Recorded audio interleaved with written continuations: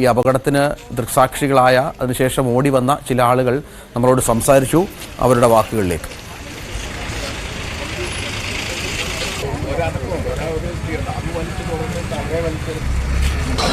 വീട് ഇതാ, നമ്മള് 4 മണിയാകുമ്പോ ഈ ഭീകരമായ സൗണ്ട് കേട്ടോണ്ടാ എഴുന്നേക്കുന്നത്. വന്ന് നോക്കുമ്പോഴത്തേക്ക് ഇടി കഴിഞ്ഞ് ഇടിച്ച് കിടക്കുന്നേ കാണാം. പിന്നെ 4 പേരുണ്ടായിരുന്നു വണ്ടിക്കകത്ത്. അപ്പോഴത്തേന് അയ്യപ്പന്മാരെ ഒരാൾക്ക് കാലിനൊരു ഫ്രാക്ചർ ഉണ്ടായിരുന്നു. നമ്മൾ നോക്കുമ്പോൾ അതിനകത്ത് ഡോർ ഓപ്പൺ ചെയ്യാൻ പറ്റത്തില്ല, അതുപോലെ ഇതായിരുന്നു. പിന്നെ ആ ചേച്ചിക്ക് മാത്രം ഒരു ജീവൻ ഉണ്ടായിരുന്നു. ആദ്യം ഞങ്ങൾ വലിച്ചിളക്കി, ഡോർ വലിച്ചിളക്കി. അപ്പോഴത്തേന് ആംബുലൻസ് വന്നു കഴിഞ്ഞപ്പോഴത്തേന് കോന്നിയിലോട്ടാ, ഗവൺമെന്റിലോട്ടാന്നാ പറഞ്ഞു. നമുക്ക് അറിയില്ല. 4 പേരും മരണപ്പെട്ടില്ലേ? സ്പോട്ടിൽ 3 പേര് മരിച്ചു. നമുക്ക് അവരെ ഇറക്കാൻ ഒരു നിർവാഹമില്ല. ഞാനും പപ്പയും മാത്രം ഉള്ളായിരുന്നു. പിന്നെ അയ്യപ്പന്മാര്. കൊച്ചിന് ജീവൻ ഉണ്ടായിരുന്നു. ഞങ്ങള് പെട്ടെന്ന് കൊച്ചിനെ ജീവനോടുകൂടെ കൊണ്ടുവന്നു. കോന്നി അവര് പറഞ്ഞ 108 മാറ്റിയപ്പോഴത്തേനും മരിച്ചെന്ന്. ശശിനാരായണൻ വിവരങ്ങൾ പങ്കുവെക്കുന്നുണ്ട്. ശശിനാരായണൻ, എന്തായാലും വലിയ അപകടം സംഭവിച്ചിരിക്കുന്നത്. ഇപ്പോൾ പഞ്ചായത്ത് പ്രസിഡന്റൊക്കെ പറയുന്നത് നിരന്തരമായ അപകടങ്ങൾ സംഭവിക്കുന്ന ഒരു സ്ഥലമാണ്.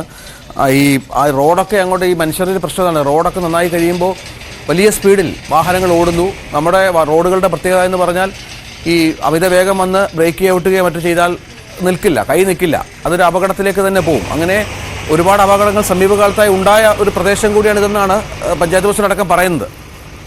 രഞ്ജിത്ത്, ഇത് സ്ഥിരം അപകട മേഖലയാണ്. കാരണം ഈ പുനലൂർ മൂവാറ്റുപുഴ ഈ അടുത്ത സമീപകാലത്താണ് അത് റോഡ് വീണ്ടും നിർമ്മാണം പൂർത്തിയാക്കിയത്. അതുകൊണ്ട് തന്നെ വീതി കൂട്ടി നിർമ്മാണം പൂർത്തിയോടുകൂടി വളവുകൾ കുറവാണ്, റോഡ് സ്ട്രെയിറ്റ് ആണ്.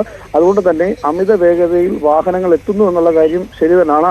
ഒരുപക്ഷെ നിയന്ത്രണം വിട്ട് ഇത്തരത്തിൽ അപകടങ്ങൾ ഉണ്ടാകുന്ന പതിവാണ്. റോഡ് നിർമ്മാണം പൂർത്തിയായതിനു ശേഷം ഈ മുറിഞ്ഞകലിനും അതുപോലെ തന്നെ കൂടലിനും ഇടയിൽ നിരവധി വാഹനങ്ങൾ അപകടത്തിൽപ്പെടുന്നു, മരണം സംഭവിക്കുന്നു. ഇതെല്ലാം തുടർച്ചയായ സമീപകാലങ്ങളെല്ലാം ഉണ്ടായിട്ടാണ്. അത്തരം വാർത്തകൾ നമ്മൾ നൽകിയിട്ടുമുണ്ട്. ഈ അടുത്ത സമയത്ത് തന്നെ ഒരു ആംബുലൻസുമായി രോഗിയുമായി പോയ ഒരു ആംബുലൻസ് ഈ അപകടം ഉണ്ടായതിന്റെ തൊട്ടടുത്ത് വെച്ച് KSRTC ബസ്സുമായി കൂട്ടിയിടിച്ച് 4 പേർക്ക് ഗുരുതരമായി പരിക്കേറ്റ് തിരുവനന്തപുരം മെഡിക്കൽ കോളേജിലേക്ക് മാറ്റിയ സംഭവം കൂടി സമീപകാലത്തുണ്ടായി. കഴിഞ്ഞ ദിവസവും പിക്കപ്പ് വാനും തീർത്ഥാടകർ സഞ്ചരിച്ച ഇന്നോവ കാറും കൂട്ടിയിടിച്ച് ഇത്തരത്തിലൊരു അപകടം ഉണ്ടായി, പരിക്കുണ്ടാവുകയും ചെയ്തു. അതും കഴിഞ്ഞ ദിവസം നമ്മൾ വാർത്ത നൽകിയാണ്. അത്തരത്തിൽ ഈ റോഡ് നവീകരിച്ചതിന് ശേഷം, റോഡ് വീതി കൂട്ടിയതിനു ശേഷം വാഹനങ്ങൾ ഈ പുനലൂർ മൂവാറ്റുപുഴ സംസ്ഥാന പാതയിൽ തുടർച്ചയായ അപകടങ്ങൾ ഉണ്ടാകുന്നു എന്നുള്ളതാണ് നമുക്ക് പറയാൻ കഴിയുന്നത്. എന്തായാലും അത്തരത്തിൽ ഈ കാറിൽ ഓടിച്ചിരുന്ന ആളുകൾ, അതായത് കാർ ഓടിച്ചിരുന്ന ഈ നിഖിൽപി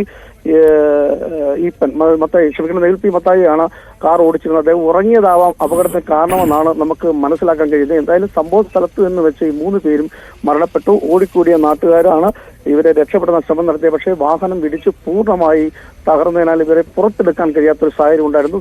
തുടർന്ന് ഈ പോലീസും ഫയർഫോഴ്സും ഒക്കെ ചേർന്ന് വെട്ടിപ്പൊളിച്ചാണ് 3 പേരെയും പുറത്തെടുത്തത്. അനുവിനെയാണ് ആദ്യം പുറത്തെടുത്തത്. അനുവിന് ആ സമയം ജീവനുണ്ടായിരുന്നു. അനുവിനെ ഉടൻ തന്നെ കോന്നി താലൂക്ക് ആശുപത്രിയിൽ എത്തിച്ചെങ്കിലും വഴിക്ക് വെച്ച് തന്നെ മരണം സംഭവിക്കുകയായിരുന്നു.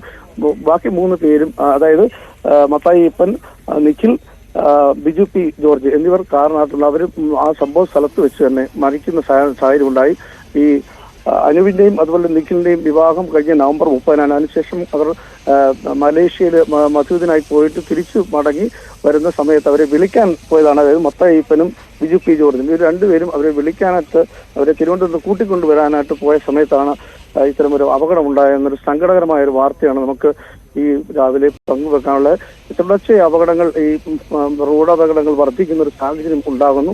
എന്തായാലും റോഡിന്റെ നവീകരണം പൂർത്തിയായതിനു ശേഷം ഈ ഡ്രൈവർമാരുടെ അർഹയും അല്ലെങ്കിൽ ഉറങ്ങിപ്പോകുന്നതും വേഗതയും ഒക്കെ ഇതിന് കാരണമാണ്.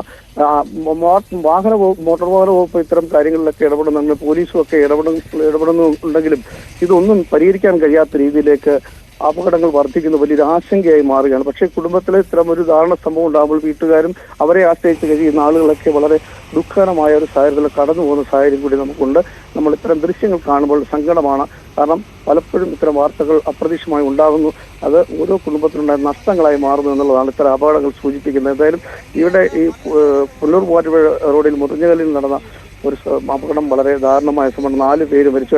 അതേസമയം ഈ തീർത്ഥാടന വാഹനമായ ആന്ധ്ര സ്വദേശികൾ സഞ്ചരിച്ച ബസ്സിലാണ് കാർ വന്ന് കൂട്ടിയിരിക്കുന്നത്. പക്ഷേ ആ ബസ്സിലെ തീർത്ഥാടകർക്ക് കാര്യമായ പരിക്കുകളൊന്നും ഉണ്ടായിരുന്നു. പക്ഷെ അവർ ഉറങ്ങിയിട്ടില്ല എന്നുള്ളതാണ് സംഭവം. കാർ ഓടിച്ചിരുന്ന ബിജു പി ജോർജ്, അദ്ദേഹമാണ് കാർ ഓടിച്ചത്. അതായത് അനുവിന്റെ അച്ഛനാണ്, അദ്ദേഹമാണ് കാർ ഓടിച്ചത്. അനുവും അതുപോലെ തന്നെ നിഖിലും കാറിന്റെ പിൻസീറ്റിലാണ് ഇരുന്നിരുന്നത് എന്നാണ് ഈ വാഹനത്തിൽ നിന്ന് ഇവരെ പുറത്തെടുത്ത സമയത്ത് ഉള്ള ആളുകൾ